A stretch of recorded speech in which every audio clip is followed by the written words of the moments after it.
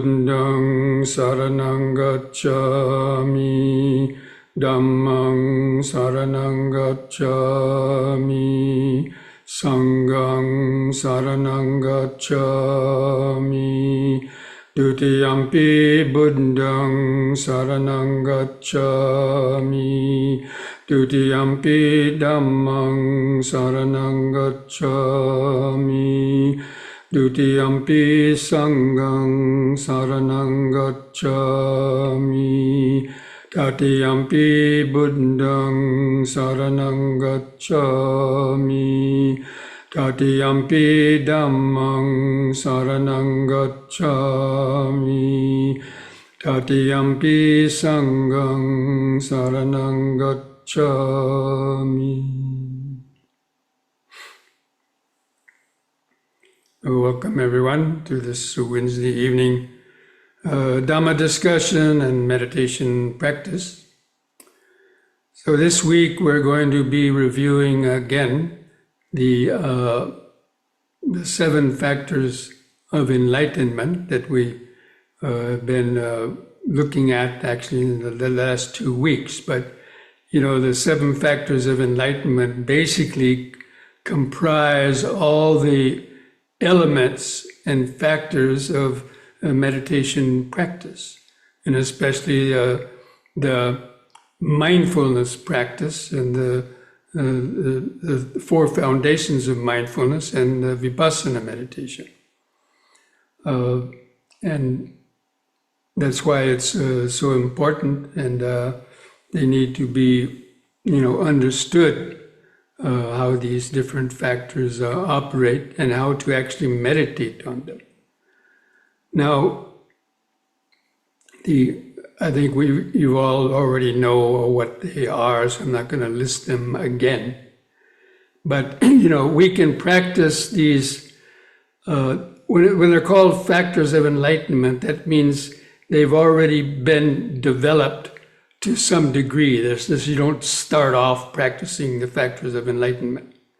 You start off practicing mindfulness, Dhamma Vichaya, and so on, these various aspects. But until you've developed mindfulness and concentration up to the degree of at least access concentration, or where the hindrances have been subsided, then only, technically speaking, then you would be practicing the factors of enlightenment, because it's a process that leads to the the attainment of the stages of enlightenment, which are the 4 stages of the entering the stream, once returning, never returning, and the Arahant stage. Nevertheless, we can still practice these factors in our daily life, because if we just do it in meditation and not try to still cultivate certain aspects of it, the daily life is not going to have probably a whole lot of progress in developing them to the higher level. So the first one is, of course, of mindfulness. So even ordinary mindfulness, being mindful of your actions. And we practice mindfulness primarily to help keep the mind in a more calm and centered state, and to be able to, observe the precepts. Because usually we break the precept because we're unmindful. Our urges in our mind come up so strongly, and if we're not mindful of our thoughts and urges, then we will inadvertently, break the precepts, either often or from time to time. So anyway, practicing general mindfulness in your daily life, and that means practicing a daily meditation, too, and practicing the M&Ms. These are one of the best ways, really, for developing mindfulness, basic mindfulness in the daily life, is stopping every hour to bring your attention, take a deep, slow breath, cut off the mind's forward momentum to the future, or obsessing in various types of thoughts, and bring it to take some deep, slow breaths and bring it to the body, which is the anchor to the present moment.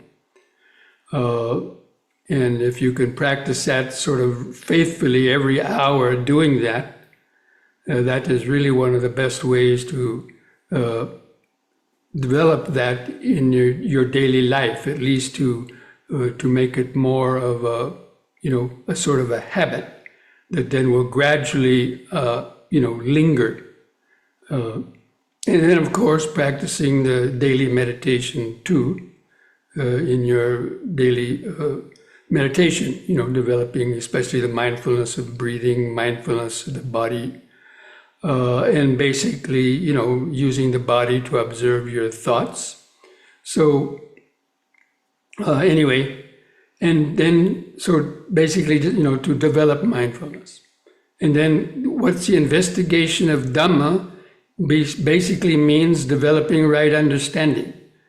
And by, either hearing Dhamma talks, reading sutras, and you have to develop an understanding of Dhamma. Investigation of Dhamma means investigating Dhamma. You have to know what Dhamma is. That means Dhamma is the Four Noble Truths, the Eightfold Path, and, the factors of enlightenment, meditation. And the more you think about it, and, spend time, at least make a habit of like reading a sutta or listening to a Dhamma talk, every day or as often as you can, the more that you reflect and thinking about the Dhamma, the more it's going to stay in your mind when you come to meditate.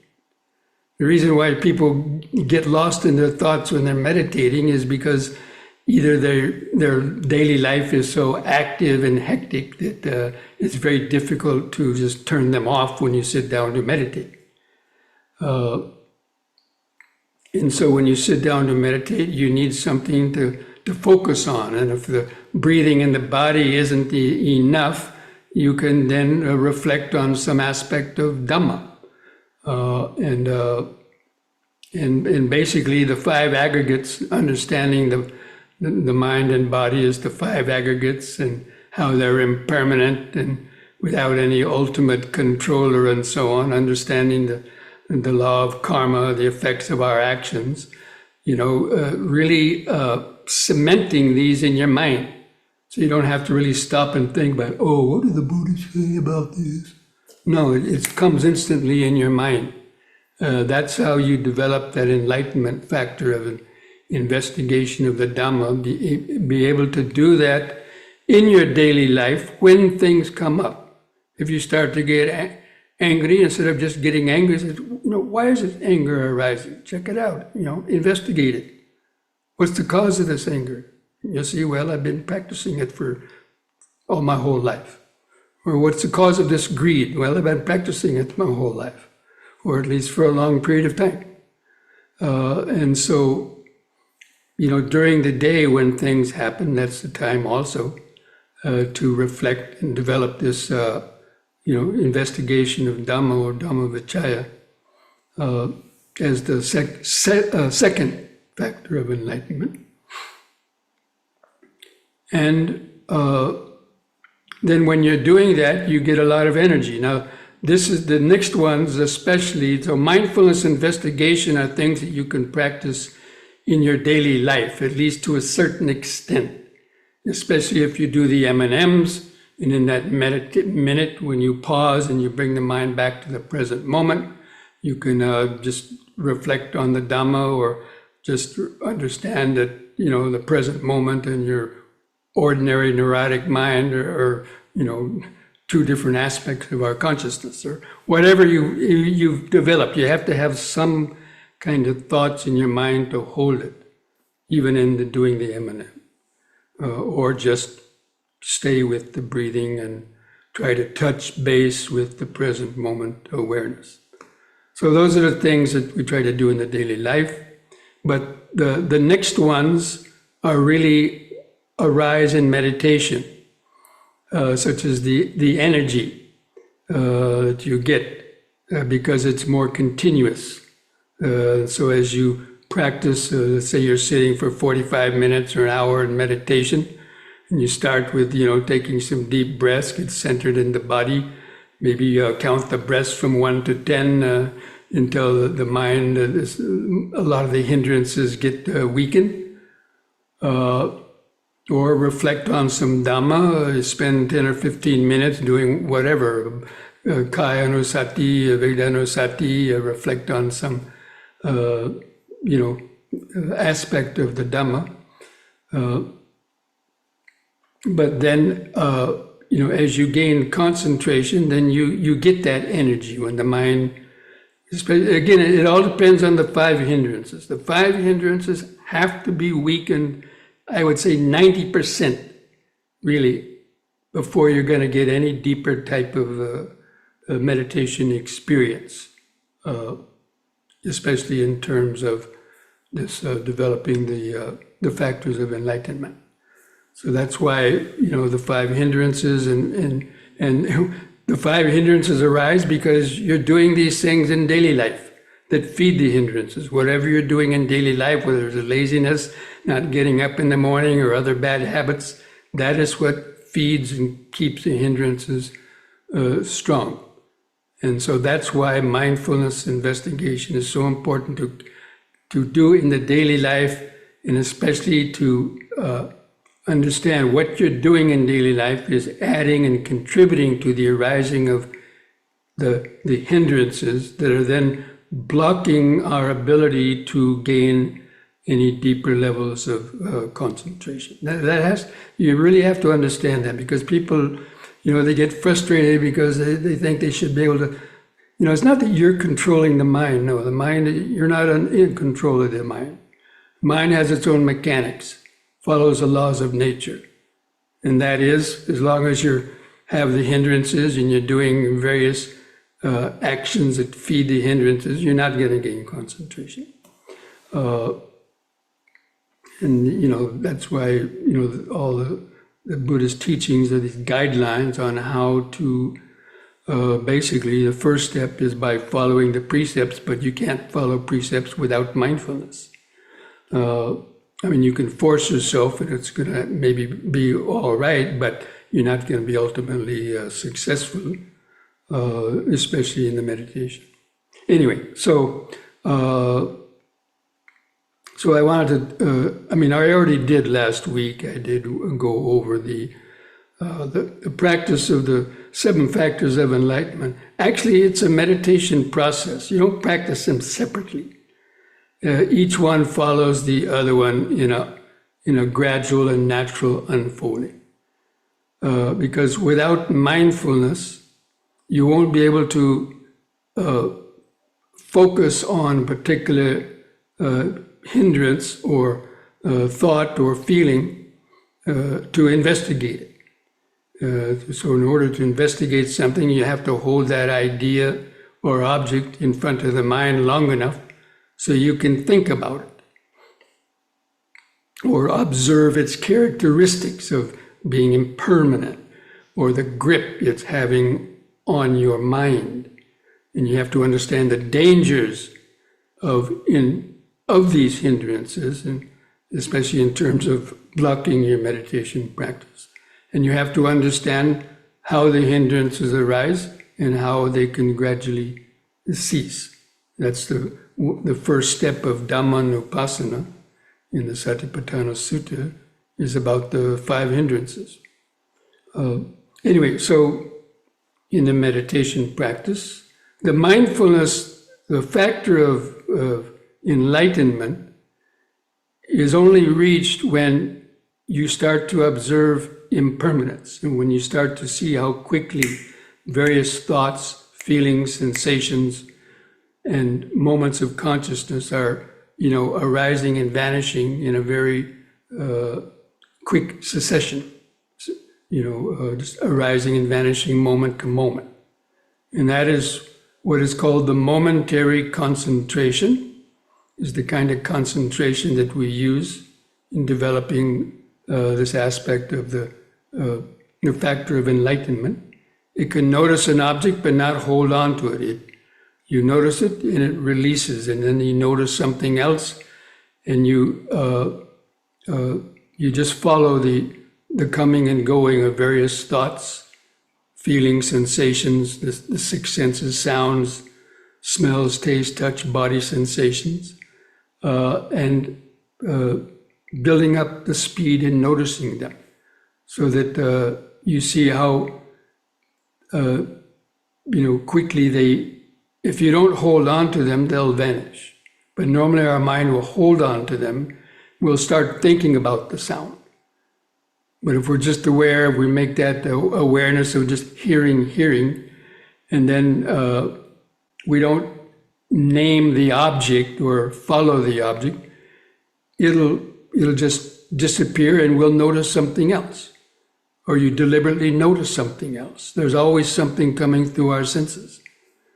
And so you develop the ability to see how quickly these different moments of hearing, seeing, tasting, smelling, touching, and thinking are coming and going. And you see the connection between them. Like when you're mindful and you hear a sound, you can see the perception of that sound arise. You name it. Oh, that's a door slamming. And then you start thinking about it.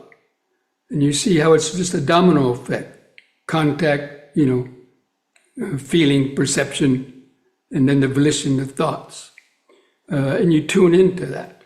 And that's how you investigate the Dhamma. But you can't do that if the mind is sluggish and it's half sleepy, or if it's just caught up in all kinds of different, speculations or other sort of thoughts.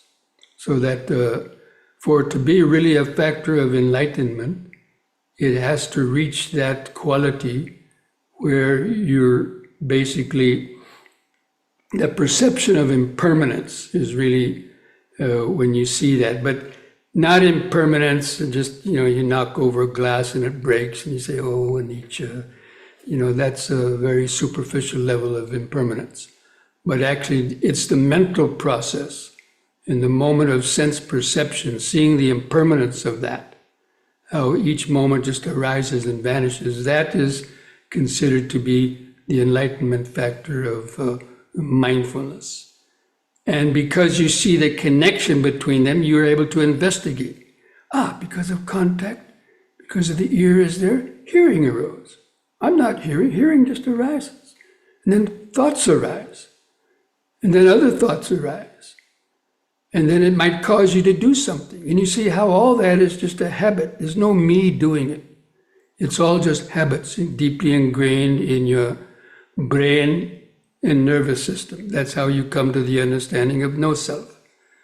That all of our actions and thoughts and everything else are just conditioned sort of programmed habits of the body and the mind.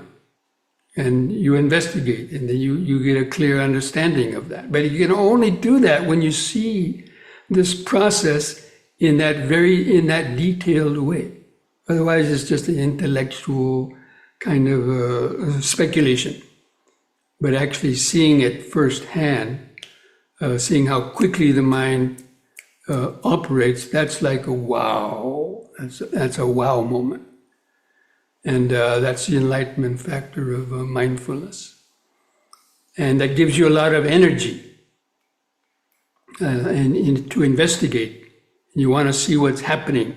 So as you start to see how quickly things are happening in the body and mind, it gives you energy. You want to see the next moment, what's around the next corner. Or you challenge yourself to sit through more pain. To endure pain, not to scratch that itch or to do other things, because you see how that dilutes your concentration. So that the investigation of Dhamma gives you that energy.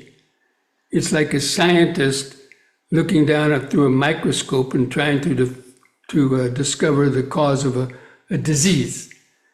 And when you start seeing the blood cells, how they go around and how they eat up each other, or how all the interactions of the blood cells are doing, and then you turn up the concentration, the power of the microscope, and you see the cells, and you see molecules, you see DNA, you see how all these things are interacting. that is also the investigation of Dhamma.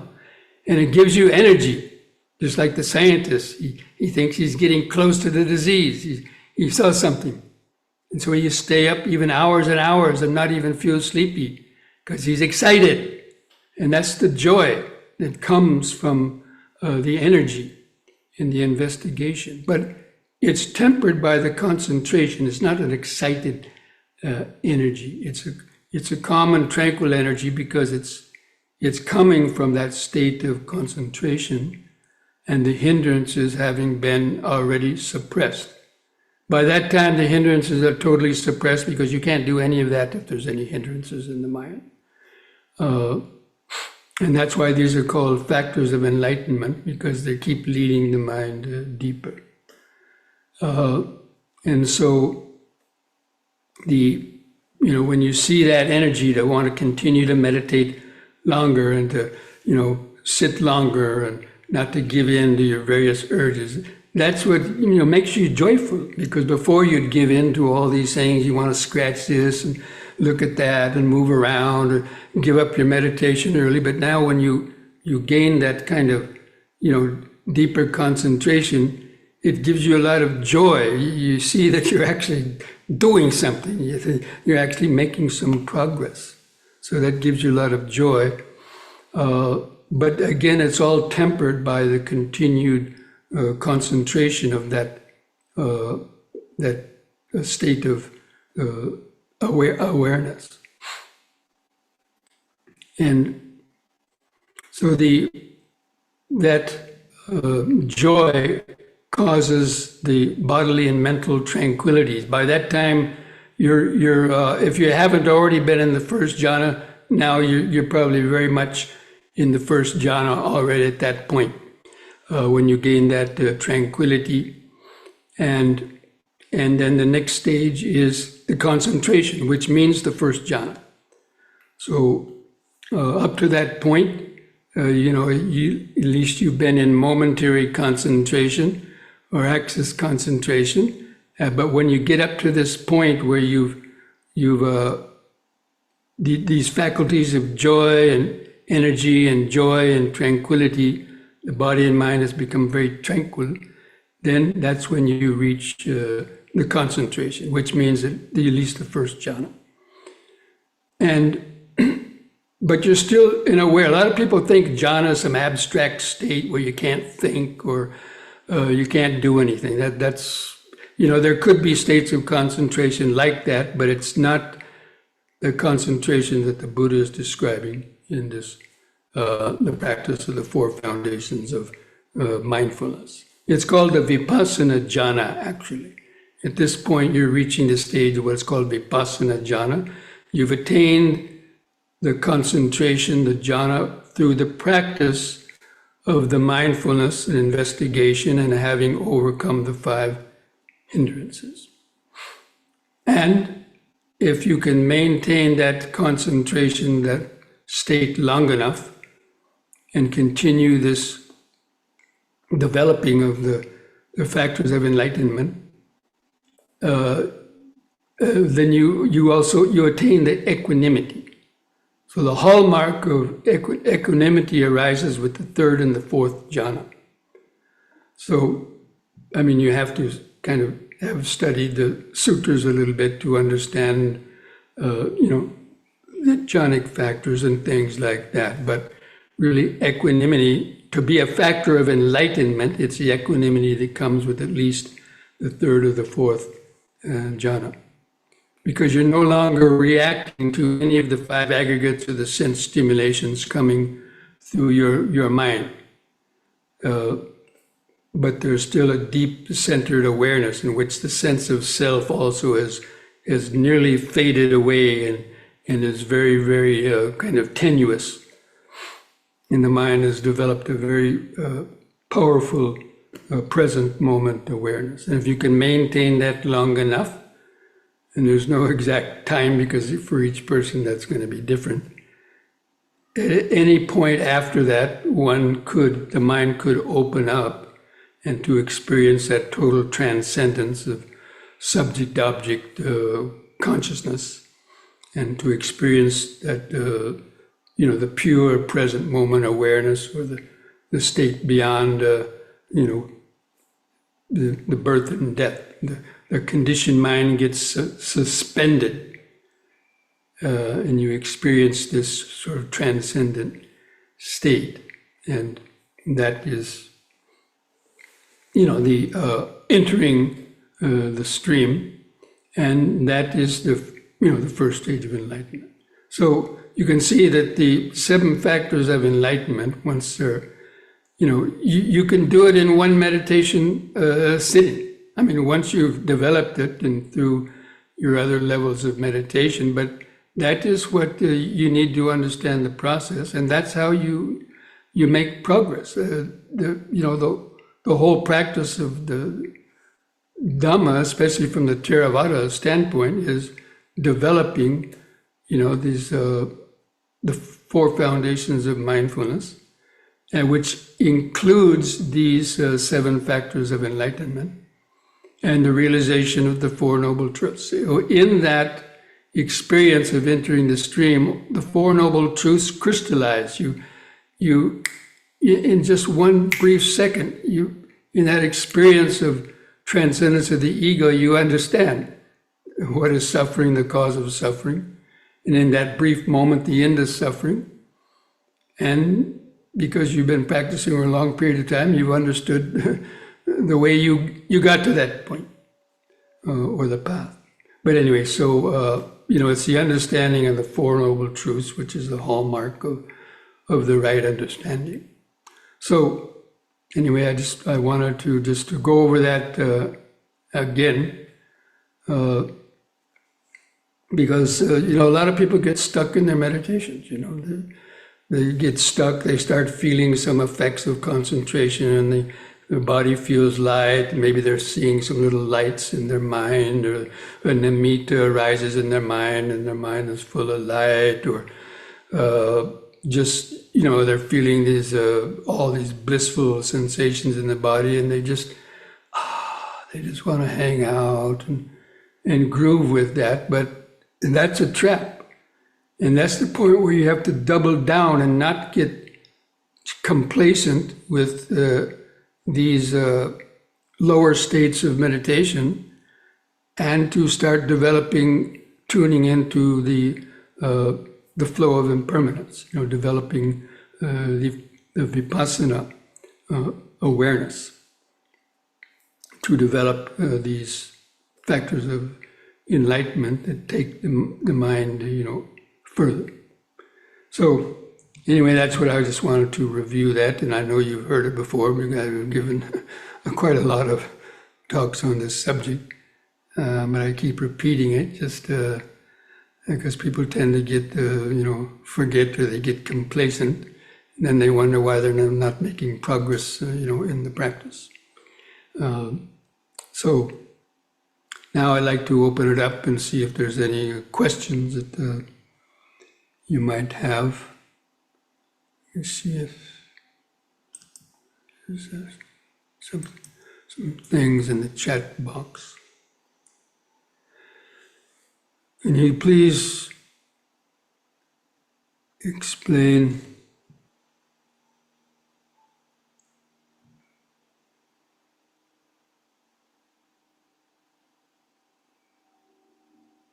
qualities, persistence and rapture as a factor of awakening? Persistence, actually, it's a translation of energy or effort. So whatever, translation of the sutta that you're reading, different translators have used different words. So usually persistence, it means effort. You're keeping your mind focused and continuing that effort, persistence, to practice. And then the rapture comes through the concentration. It's called, the rapture, the definition of the first jhana is, rapture and happiness born of seclusion. And the second jhana is born of concentration. Well, what is the difference? Some people ask, what is the difference between that? born of seclusion and born of concentration. So seclusion means you're secluded. That means, let's say you're in a room and there's a screen in the room, you're sitting behind a screen. So you're secluded, you're kind of separated from the people on the other side of the screen, but you can still hear them talking, but they might not even know you're there behind. So the seclusion means you're not cut off from the world. It means there's this buffer zone has been created through the concentration where you're no longer reacting or thinking about the objects. And so the rapture is basically feeling the subtle life force vibrations within the body, what I like to call the cellular vibrations, or the deep once you get focused in the body, and especially if you're doing some yoga stretches and some deep, slow breathing, you'll feel more kind of cellular vibrations. And when you can really feel that quite strongly, that's what I interpret as being a stage of piti, because it's a subtle awareness. You normally are not aware of it. So your mind is secluded from the five hindrances. Basically, that's the meaning. The seclusion is you're secluded from the five hindrances. And therefore, the awareness has touched into a deeper state in the unconscious nervous system, and you're starting to feel these subtler vibrations. At least that's the way that I interpret it, and it's from my own experience, and it's also understanding how the Buddha explained too. Anyway, so that is, and it's that rapture, energy and rapture, that keeps the mind concentrated and keeps it, and as you gain deeper and deeper states of concentration, then you uncover, subtler and subtler,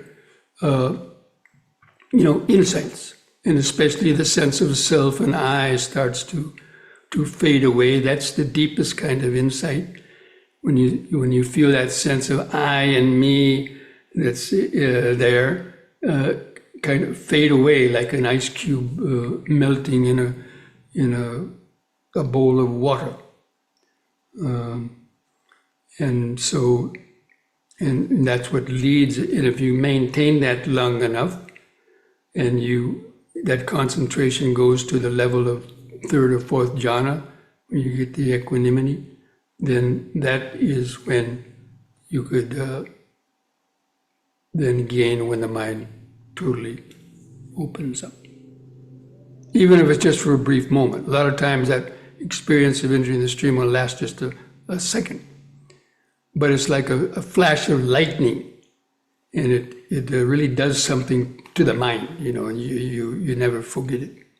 Although you can't retrieve it automatically again for a while, but that's why the qualities of the entering the stream are basically overcoming the belief in a permanent self. It's an intellectual understanding.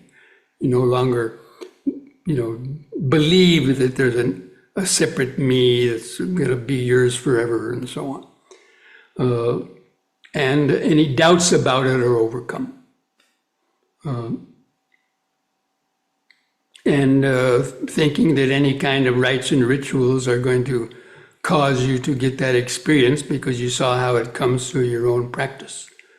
So you don't believe that the holy man can touch your head and you'll get enlightenment, or circumambulate the holy mountain in India, or chant a certain mantra 10,000 times. These are some rites and rituals that people believe if they do them, they'll attain enlightenment. Now, they might get some benefits from those practices other than that, like faith and so on, but whether they're actually going to attain enlightenment, that's another thing. Anyway, so okay, let's see what there's a...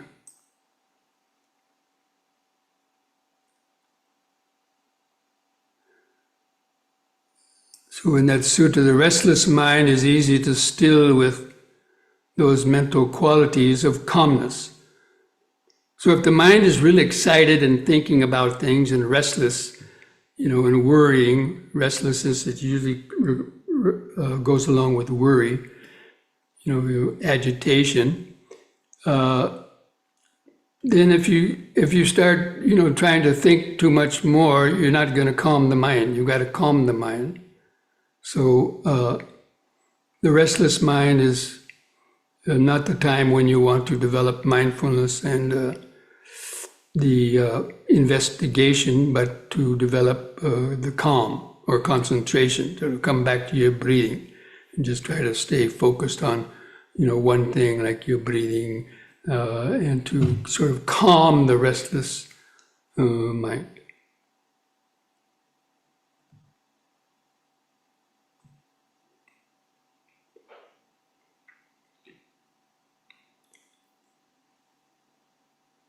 When the mind is sluggish, we use pranayama to energize the mind, like Kapalabhati, three-part breathing. Yes, because I've mentioned that quite often in my guided meditations. When the mind is feeling a little sluggish or sleepy, first of all, try to come up and sit up straight, and then try to do some deep, slow breathing and hold the air in the lungs for 4 or 5 seconds or longer to squeeze every drop of oxygen out of the lungs, and do that several times, and then you might feel more awake and alive. Or if that doesn't work, you could do some head turning, like, turning the head from side to side with the breathing, or maybe back like that, or the Buddha suggests, rubbing your eyeballs, or, massaging your muscles that connect your head to the shoulders. These are some suggestions that the Buddha has given to overcome, mental sluggishness, or tina and midda, or to get up and do some exercise, or to go outside and breathe some fresh air. If you're in a room where there's, there's stagnant air and this and that, then that could also induce, sluggishness or sleepiness too. So that's why I recommend, before meditation, that's why I have people, in these, these programs to do some deep, slow breathing and some stretches before we sit to meditate. And I think most people find it useful to that extent of being able to be more comfortable and alert in the body. Okay.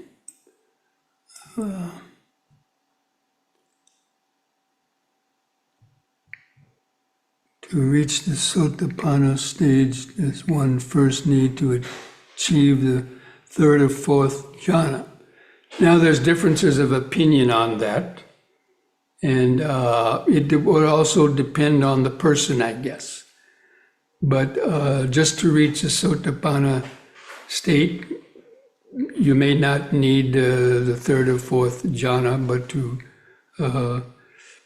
at least, you need the hindrances to pretty much subside. But again, the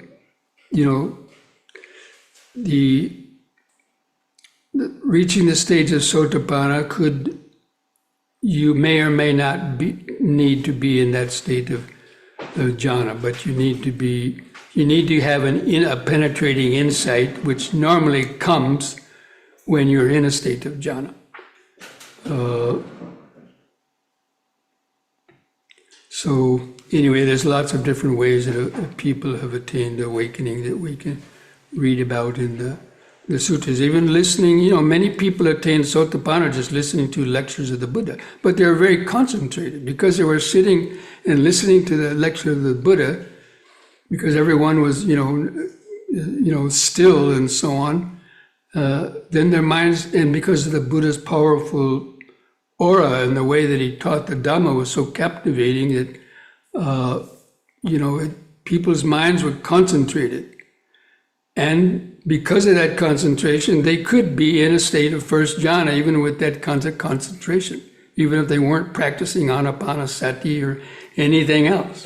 It depends on the mind being totally focused. And in that focus, those hindrances have been subsided, and some of those jhanic factors arise, and that's why a lot of people attain the Sotapanna stage just by hearing, some talks from the Buddha. So, that is possible. But probably to reach the later stages, then I would say, attaining the third or fourth jhana, especially if, would be, if it, not absolutely necessary, probably very, very beneficial. You're gonna, and I have my own little theory about, the jhanas and these 4 stages of enlightenment.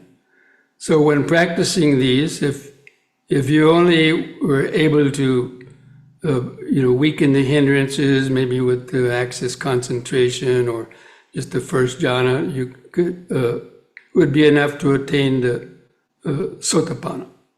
But if you had the second jhanic level of concentration, when that experience arose, then you might experience the once returning. And if you had the third jhanic level of concentration, when that experience arose, then you might attain the never returning stage. And if you had the fourth jhanic level with that ultimate purified equanimity and mindfulness, then you might even attain arahantship. And that's why a lot of in the sutras, when you read these people that attained arahantship, usually it was, people, monks who had been, already meditating, and a lot of the, even Sariputra, Moggallana, they had been practicing yogic meditations. They've already had the ability to attain jhanas. And then when they listened to lectures of the Buddha, or they started to focus on the Buddha's method of meditation, very quickly they could attain these higher levels and even arahantship. That's because they had already developed the ability to meditate, even if it was just like formless jhanas or other jhanas, they could do that. And then when they added the Buddhist reflections on no self and so on, then they could. It seems that they attained it quite easily. But otherwise, most of the lay people, there were some lay people in the Buddha's day that attained the state of anagami and so on, and sakaragami, but they probably had been meditating. From what we read in the sutras, they'd also been meditating as lay people. But otherwise, the majority of people, were attaining Sotapanna just by listening to some lectures of the Buddha. Okay.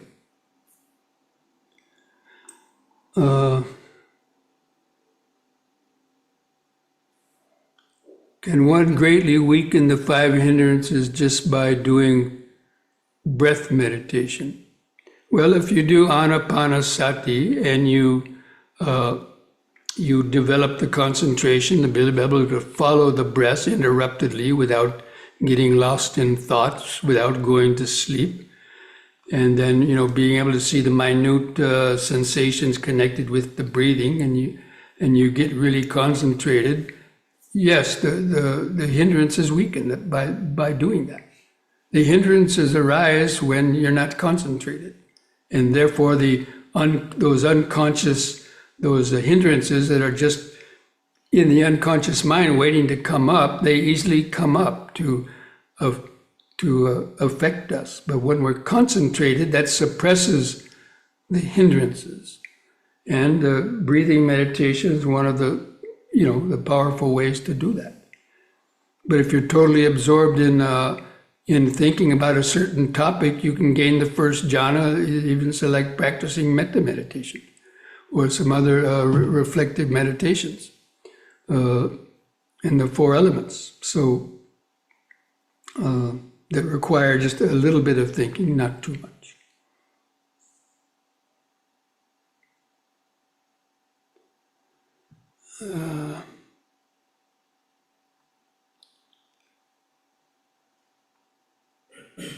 Okay, let's see.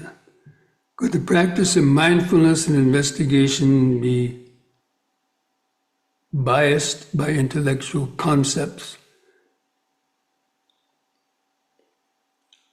about the fundamental constituents?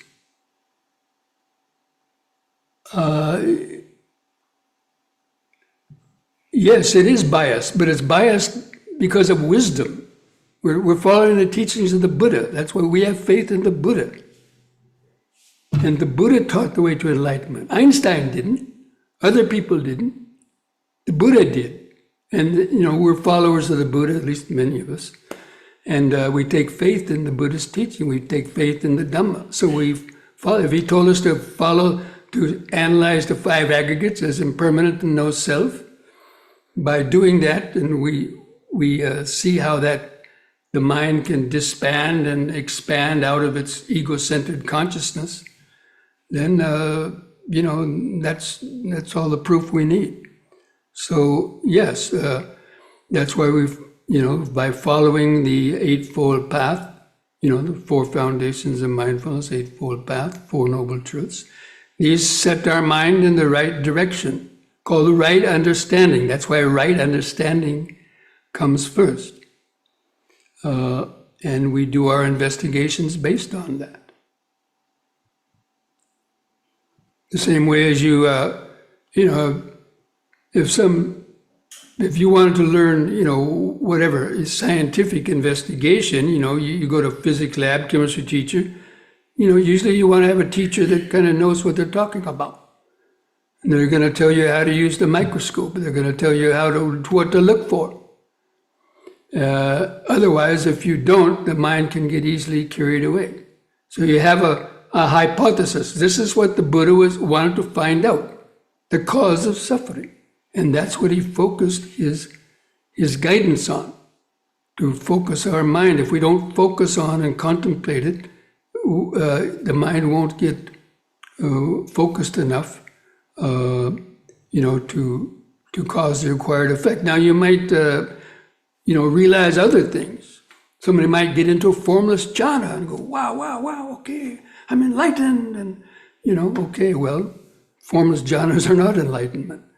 And so on. So that's why, we have faith in the Buddha that his path leads to that state of total liberation, not to just other levels.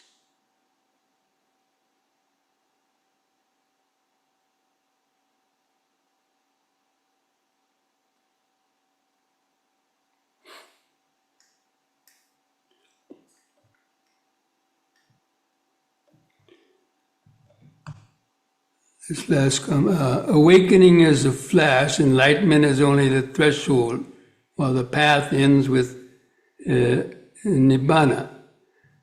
Yes, you have a moment of awakening or a moment of enlightenment. That's the first stage, but then you keep getting them over and over and over again until the mind stays open.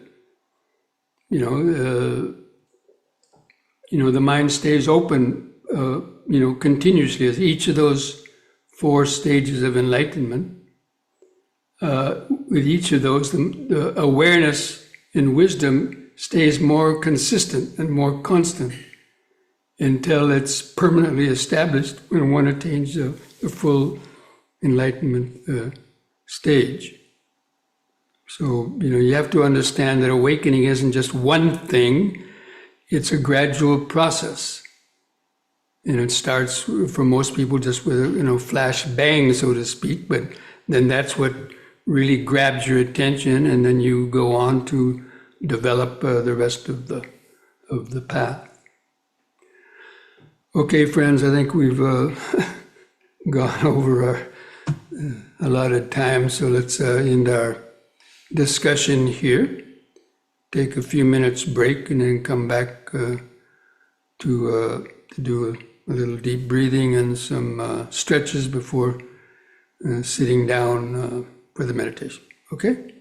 So see you back in a few minutes. Relax your arms. Relax your arms at the sides. Gently close your eyes. Sort of mentally feel the standing body, feel your head on top, arms hanging at the sides, feet pressing the floor.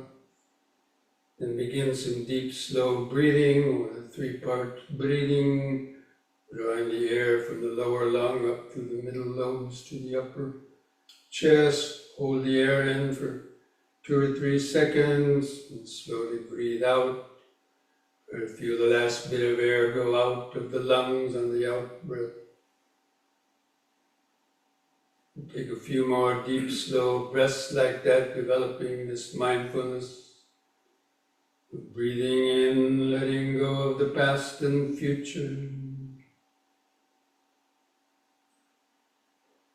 Breathing out, standing here and now.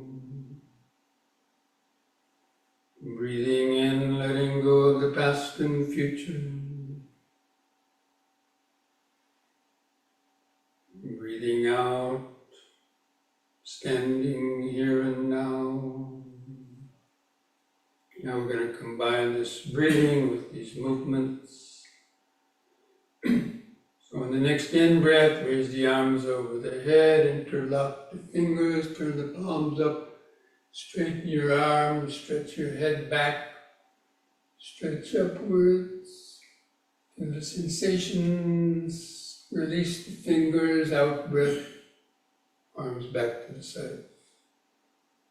Feel the sensation in the arms as you're doing this exercise. Again, in-breath. Interlock the fingers, stretch upwards, bend back a little bit. Feel the arch in the lower spine, feel the sensations. Release the fingers, out breath, arms to the sides. Once more, in.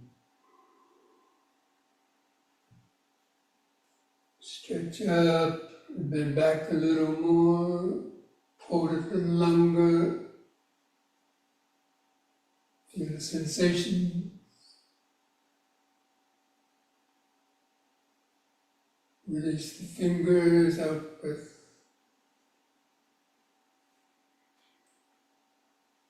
And gently close the eyes, start to feel the increased sensations in your hands and fingers. Subtle pulsation. You can feel that, it's like the piti.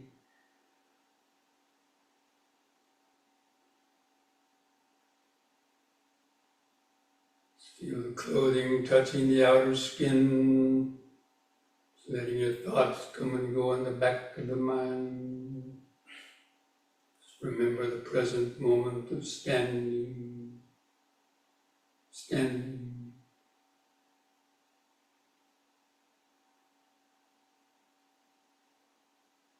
Okay, now on the next in-breath, lift up on the toes while raising the arms over the head in this way, facing the hands toward each other and stretch up.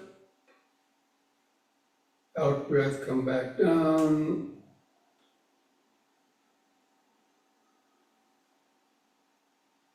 Use the in-breath to help lift up the body. It's blowing up a helium balloon, the body rises up. Stretch. Out.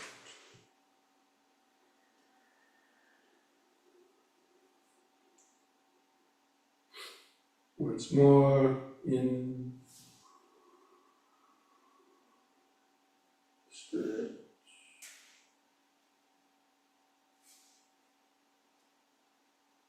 Out.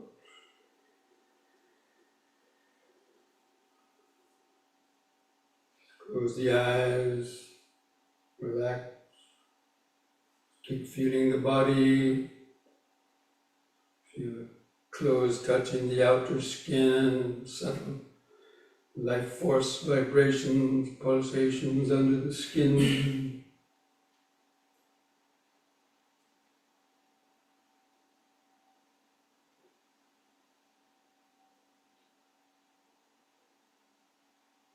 Keep remembering standing, standing, standing.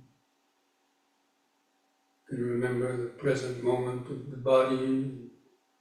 Mind doesn't have time to think about other things.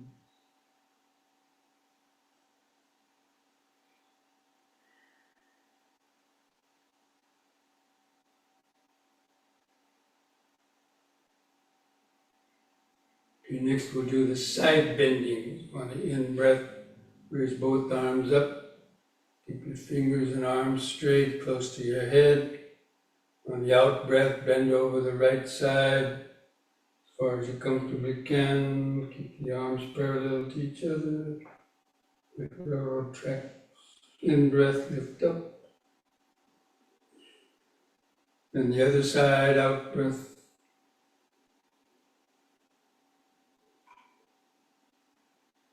In-breath. Again to the right, out.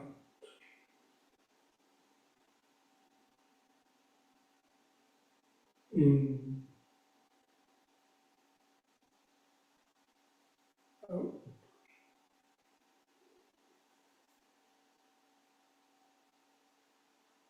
In. Once more to each side.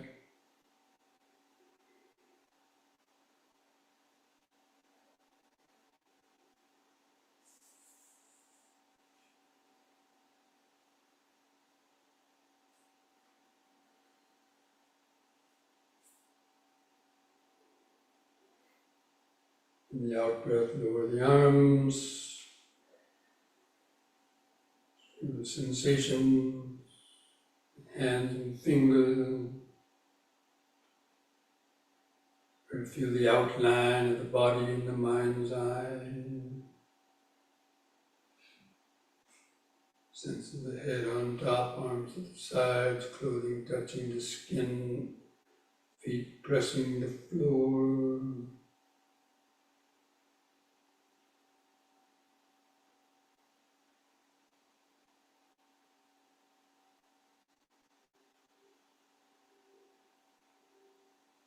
You can feel lots of different sensations in the body coming and going. It's already the beginning of the perception of impermanence.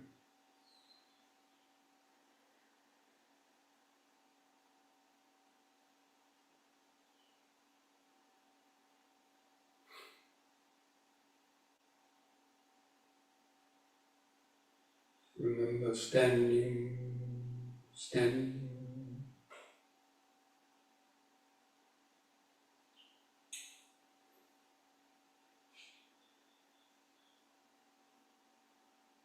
Next we'll do head turning from right to left.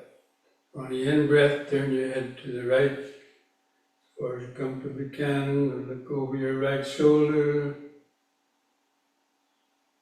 Feel a twist in the neck. On the out-breath, turn the head back to the left. Look over the left shoulder. In-breath back to the right.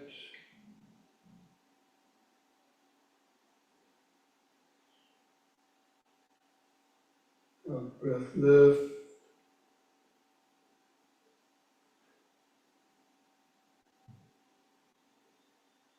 In right.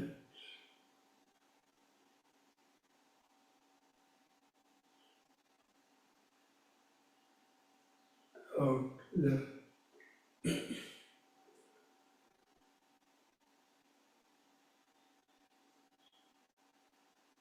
On the in-breath, let the head stop in the middle. Keep feeling the outline of the body. Head on top, arms at the sides, clothing touching the skin, feet pressing the floor.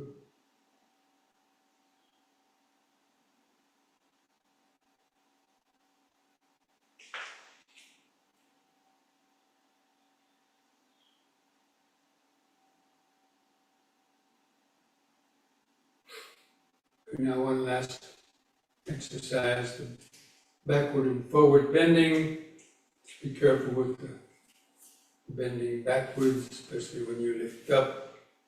You were kind of shaking of the body or some faintness. Just don't bend back too far the first time. So turn the palms outwards so the edges of your hands touch together. On the in-breath, raise your arms and hands up level with your eyes and begin spreading the arms apart to the side as you bend back. On the out-breath, bend backwards, look up at the ceiling, and carefully lift up on the in-breath, keeping the arms out at the sides, and on the out-breath, lower the hands down towards the floor, and keep your legs straight. Let the little bones in the lower spine stretch out. And begin lifting up. Turn the palms outward. In breath, lift the hands up. In the out breath, spread the arms apart to the sides as you bend back.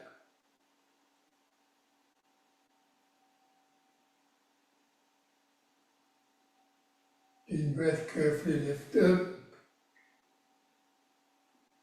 Out breath, again the downward stretch.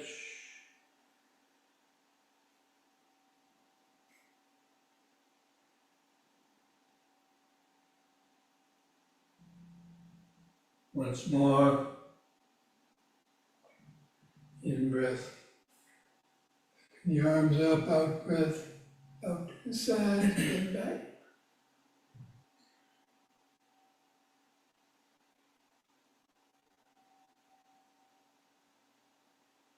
In breath, lift up. Out breath, downward stretch, try to hold it a little longer.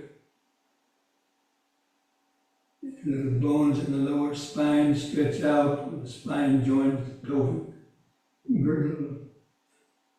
Those bones are fused together.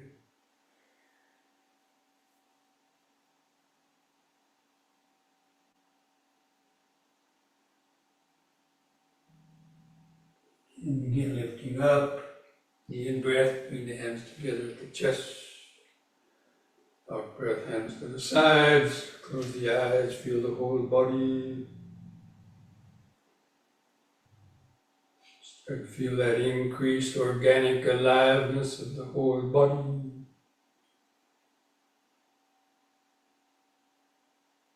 Do the deep, slow breathing and the coordinated movements. It generates a strong electromagnetic energy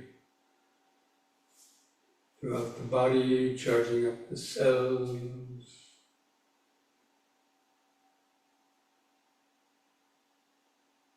Sort of imagine that you are standing on a vibrating machine. It feels vibrations from the soles of the feet up to the top of the head.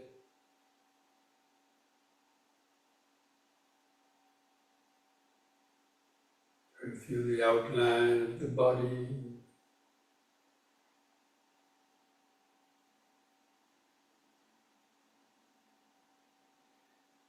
Present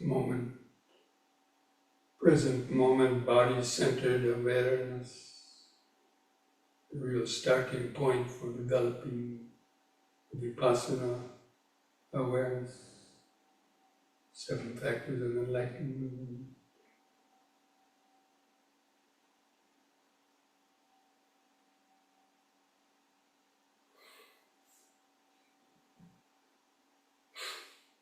Okay.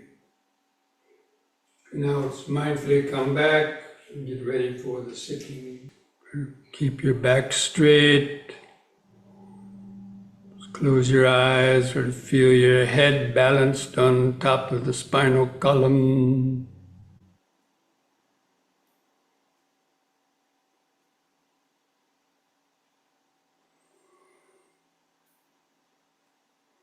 Just try to rest your attention on the eyes. Try to feel the outline of the sitting body.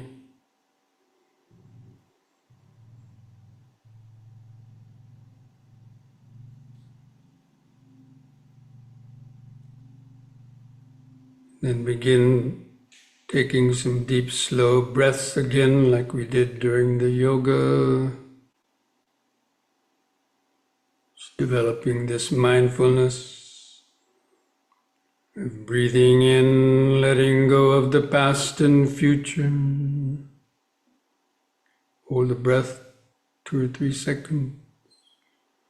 Breathing out, sitting here and now. Feel the last bit of air go out to the lungs. Breathing in, letting go of the past and future.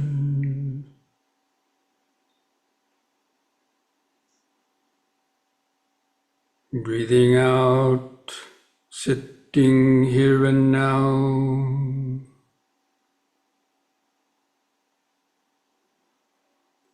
Breathing in, feeling the whole body.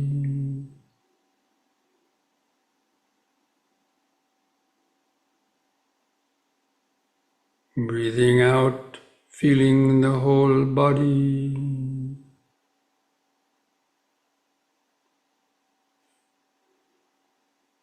Now we're going to count the breaths from 1 to 10 to develop a more continuous concentration on the breathing. I'll do the counting for you. Just try to follow that with your breathing and concentration. So with the next expanding in breath, mentally count to 1. Hold the breath in for 1 or 2 seconds. With the contracting out breath, also count to 1. Feel the last bit of air go out to the lung. Next in breath, 2.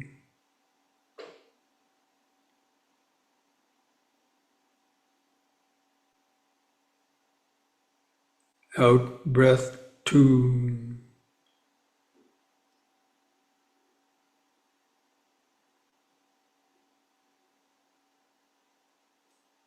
In 3.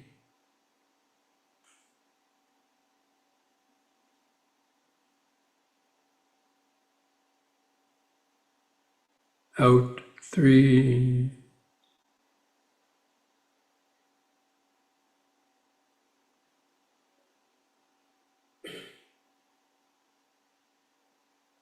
In 4.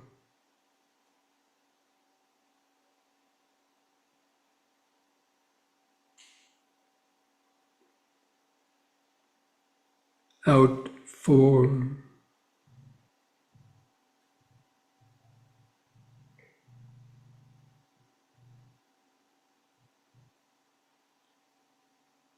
In 5.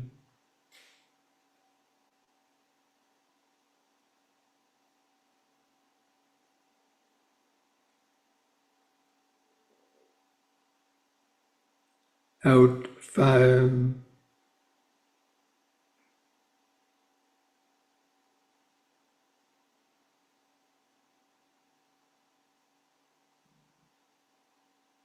In 6.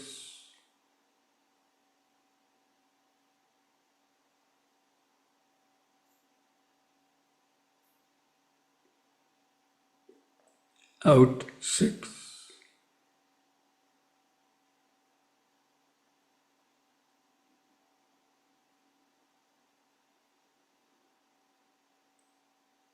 In 7.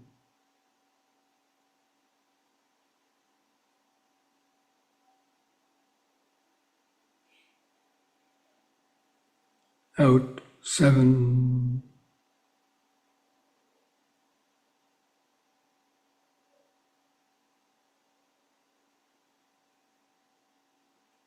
In 8.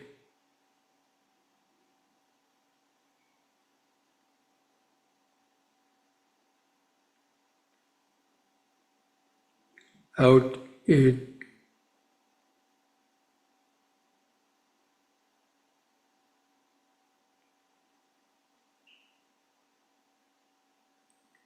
In 9.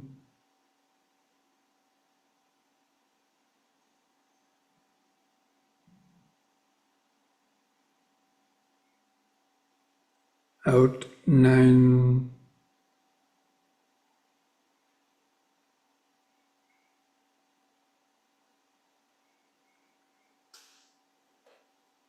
in 10,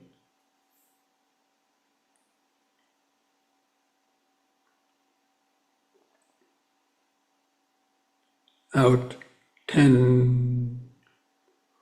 Now discontinue the counting. Let your breathing return to its uncontrolled, shorter, irregular rhythm. But continue to feel it. Keep your attention focused on in the center of the body. Feel the residual expanding and contracting movement of the abdomen, stomach, rib cage, or chest. Or feel where the clothing is rubbing against the skin of the stomach, rib cage, or chest. It expands and contracts. Feeling those sensations and knowing when the breath is coming in and knowing when the breath is going out.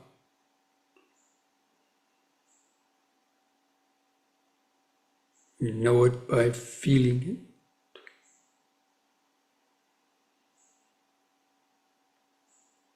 Try to feel like you're a scientist looking down through a microscope, keeping that microscope focused on the movements of the breathing. Try to feel the 4 phases of each breath cycle. The expanding in-breath and the brief pause.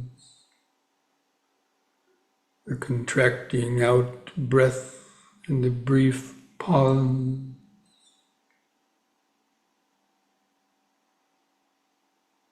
Just over and over and over again.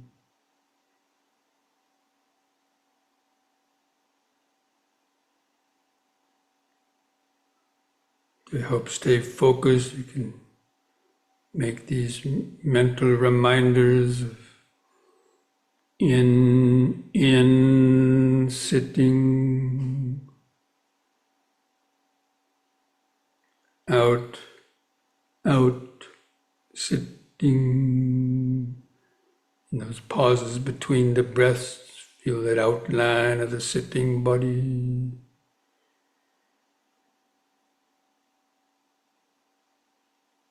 In, sitting, out, sitting. Just the present moment of this breathing body. The first stage of meditation is getting reconnected to the breathing body. Staying concentrated on the breathing body.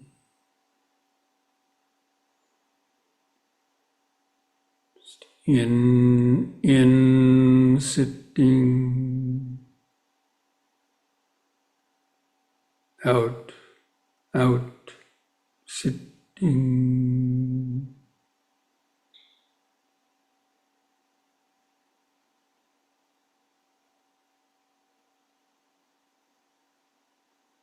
First stage of mindfulness of breathing.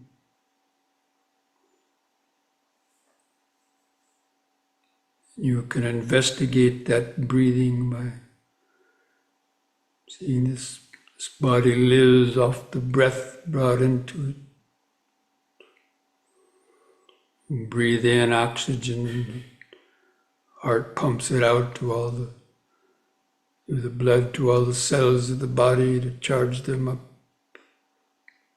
In the out breath, you breathe out carbon dioxide.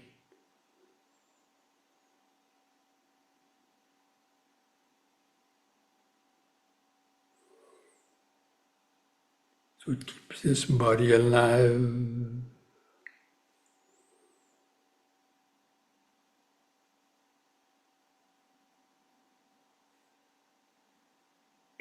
In sitting, out, sitting.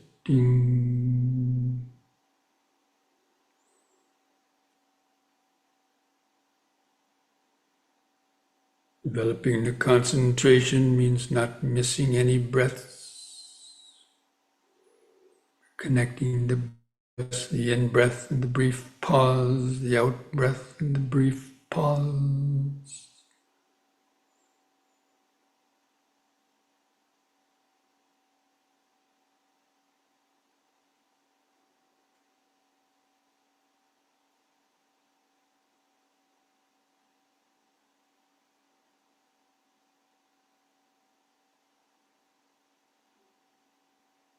Even while you're feeling the breathing, you can notice other sensations in the body, little prickly sensations, pulsations, some aches or pain, sensations of the clothing touching the skin. You can just feel those in the background through that breathing body awareness.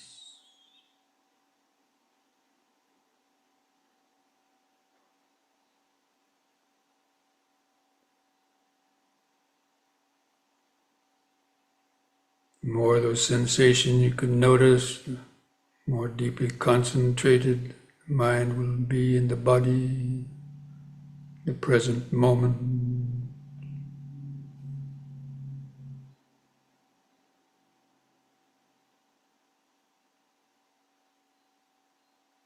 Just noticing how all those different sensations are just coming and going, constantly changing.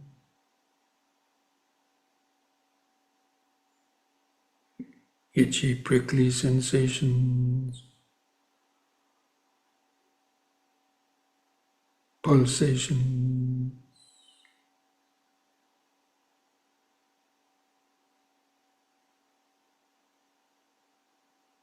sensations where the clothing touches the skin.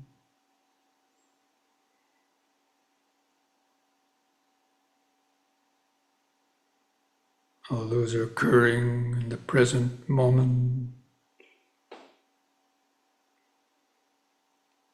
The more sensations you can notice, the less time for your mind to get lost in thoughts, worry, fear, agitation.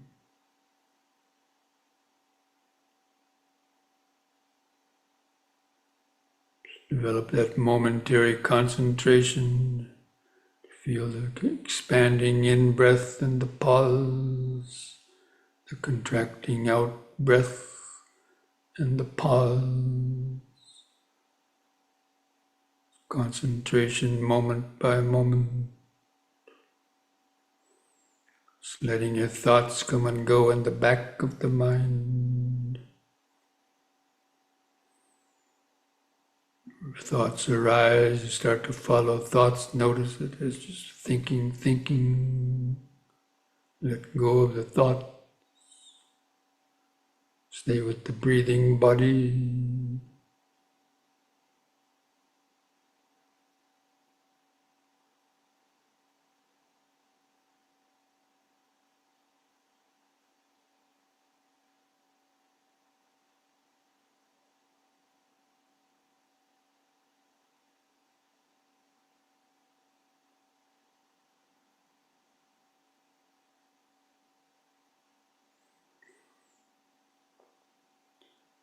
There's still too many thoughts, so the mind gets a little drowsy. Just take a few more deep, slow breaths to help stay awake, grounded in the body, centered in the body.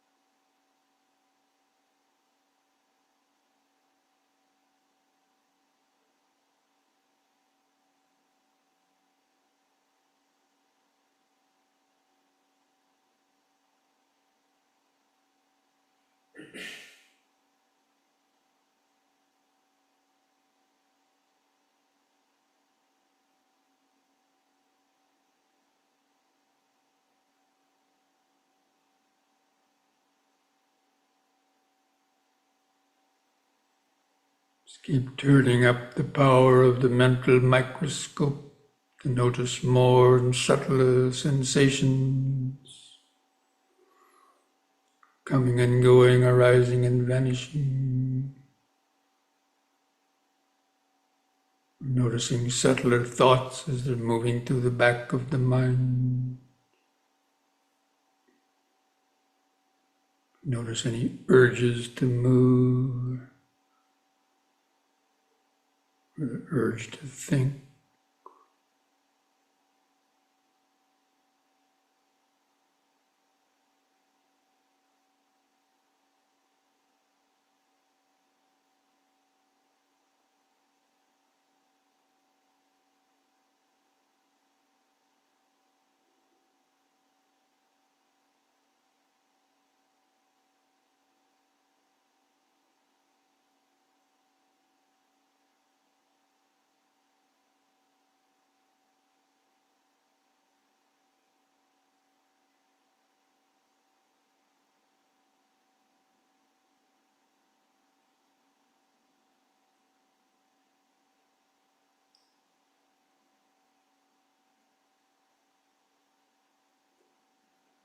You have good, sharp mindfulness, awareness. Be alert or notice the aggregates. If they pull at your mind, this is feeling, pleasant or painful feeling, perception, names and labels your mind is giving to things, thoughts, emotions.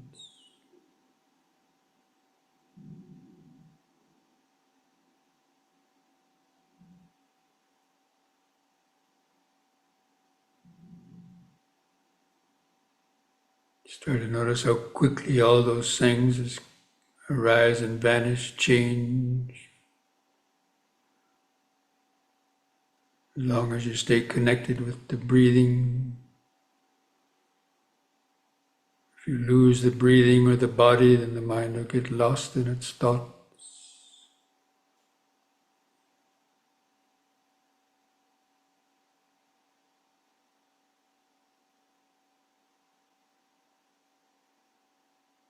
This breathing body is the anchor for the consciousness to the present moment, so that we can clearly see the flow of impermanence.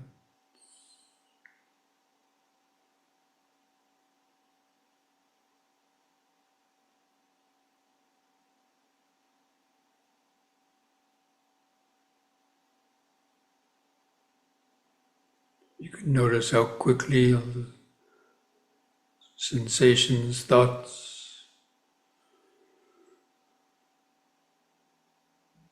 are constantly just arising, changing. That's the enlightenment factor of mindfulness.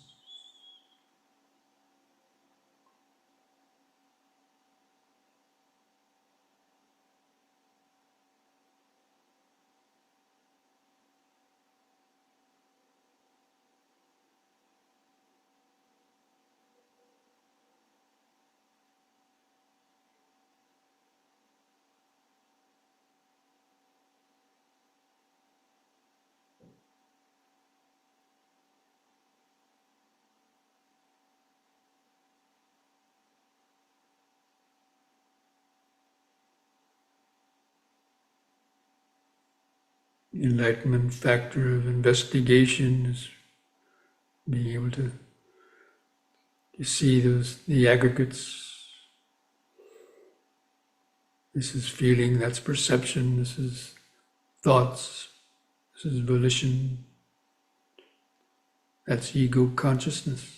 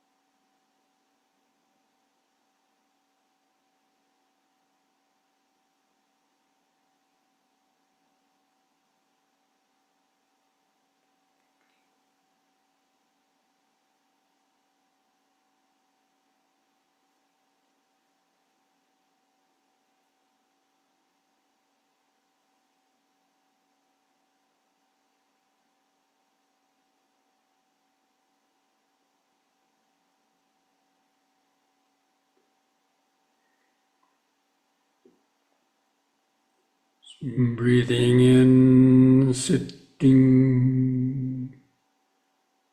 Breathing out, sitting. So many different sensations come and go. Pleasure or pain come and go. Sounds come and go. Perceptions, thoughts, urges come and go. Thoughts of I, me, or mine come and go. These are all just a continuous flow of the five aggregates of the body and mind and their nature of continuous change and permanence. It's the rising and vanishing moment by moment through the breathing body awareness.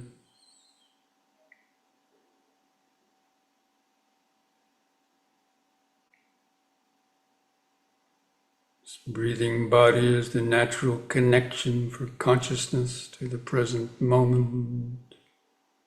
We lose that connection to the breathing body and the mind gets lost in thoughts of the past and future, and the worries, fears, anxieties, greed, hatred, delusion.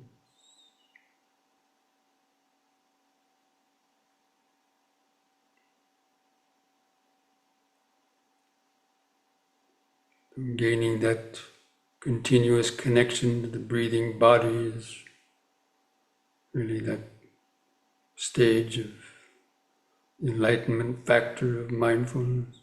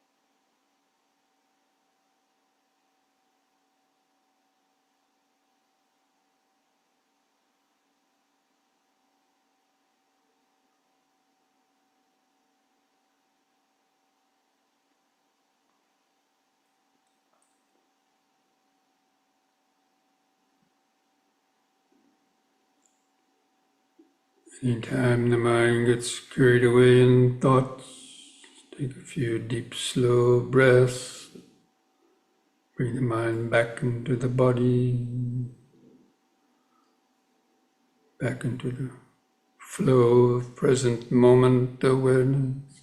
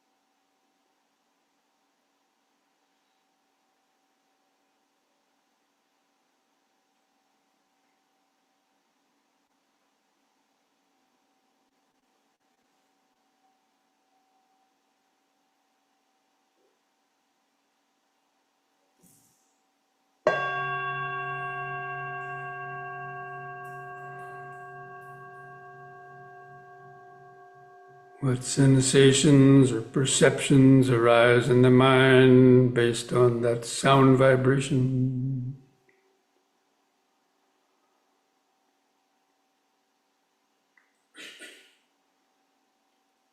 Sabbi sankhara anicchati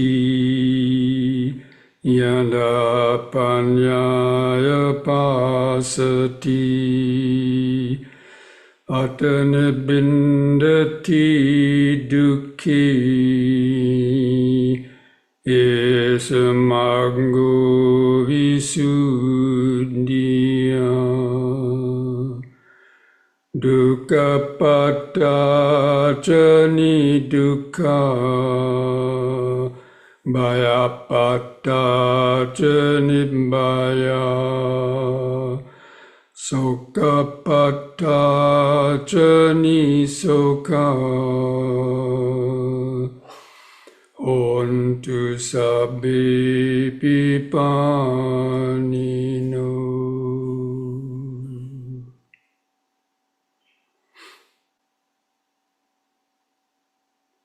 All conditioned things, the five aggregates of this body, mind, and world are impermanent. They arise only to briefly last and then vanish. When one sees this with the eye of wisdom, one becomes disenchanted with suffering. This is the path to purity, to freedom. And may the suffering be free from suffering. May the fear-struck be free from fear. May the grieving be free from grief. In this way, may all beings live with mindfulness and wisdom. And thus spoke the Buddha.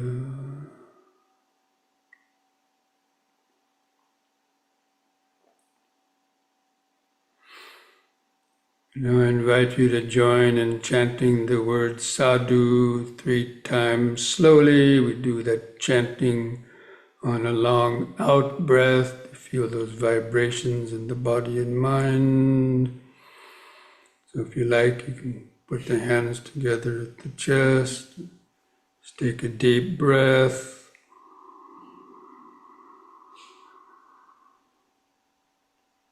Sadhu.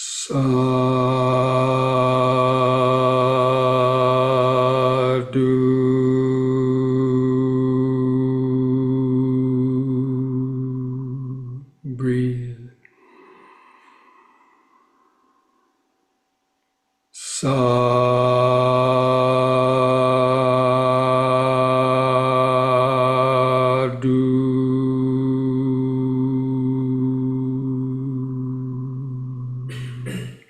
Breathe.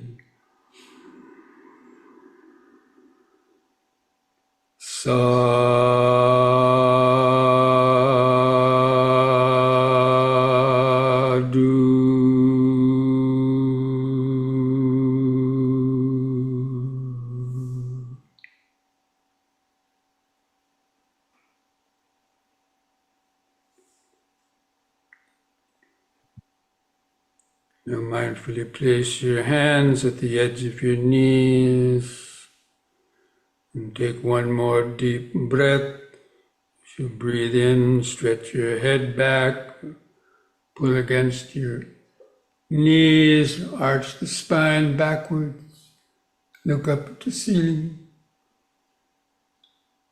feel the sensation. Lift the head up on an in-breath. On the out-breath, press the chin to the top of the chest, stretch the neck vertebrae.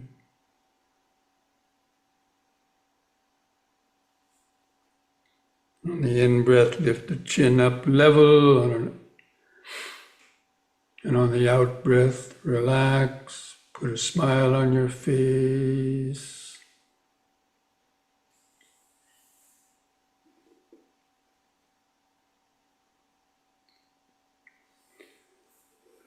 Okay, friends, so this brings our evening of some Dhamma discussion and meditation practice. We should always go hand in hand, reflecting on the Dhamma, reading some sutta or hearing some Dhamma, and then to sit and meditate afterwards to try to feel or to experience the meaning behind what you might have reflected on or heard. That's how you develop and balance the intellectual understanding and the understanding that comes out of developing mindfulness concentration. Okay? So Thank you, Bhante, so you all much. were able to have some Thank you, Bhante. moments of some good meditation. And don't forget to practice the M&Ms every hour if you can. Set a little beeper on the watch, you get an app, practice those M&Ms. That way to remind yourself at least every hour of the day, come back to a minute, recenter, refocus, let go of any negative thoughts, that push to the future, touch base with the present moment. Okay, so be well, be safe, be mindful, be wise. And Namo Buddhaya. Namo Buddhaya. Thank you, Bhante. Thank you, Bhante. Namo Buddhaya. AI. 18.